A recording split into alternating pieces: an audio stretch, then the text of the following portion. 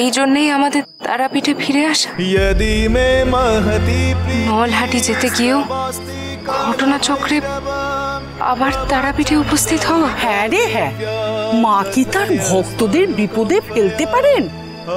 কোনো বিপদই বিপদ না, মা শুধু পরীক্ষা নেন। ওই প্রত্যেক পরীক্ষার পেছনে মায়ের কোনো না কোনো উদ্দেশ্য থাকে। আসলে একেই বলে মায়ের মহিমা। মা সব জায়গায় বিরাজ করে। মা কিন্তু এক, তার বিভিন্ন রূপ রে, বিভিন্ন রূপ। तेषां प्रयत्नसिद्ध्यर्थाश्वरक्षात् विशेषतः कृच्छामि वसुदेव कथयस्व दयानिधे। कथयामि शृणु प्राज्ञे कालिका कवचं परं गोपनीयं पशोरग्रे स्वयोनि रूप अनेक। মা একই, রূপ অনেক। বড় সুন্দর কথাখানা বললেন ভৈরবী মা। আমি জানতাম আমি একদিন এই নির্দেশ পাবই। কোনো ভুল করিনি। আমি আমার স্বপ্ন বুঝতে কোনো ভুল করিনি। ও বেটা, এবার যে তোর পালা। আরে যা যা, মায়ের কাছে যা, গিয়ে সব বল।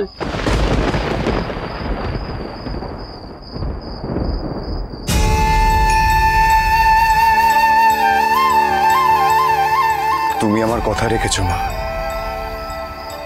তাই বলছি।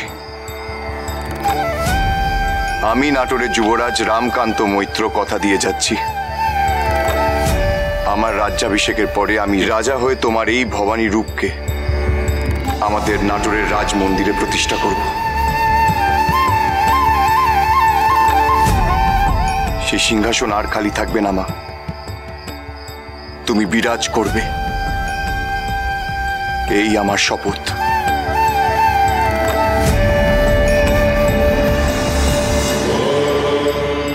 আর যুবরাজের প্রতিজ্ঞা মানে এই যে আমারও প্রতিজ্ঞা।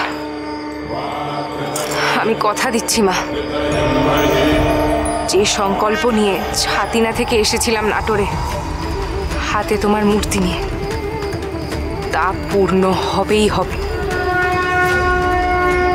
আমরা প্রতিজ্ঞা করলাম তোমার এই রূপ সসম্মানে নাটোরের রাজমন্দিরে প্রতিষ্ঠিত হবে।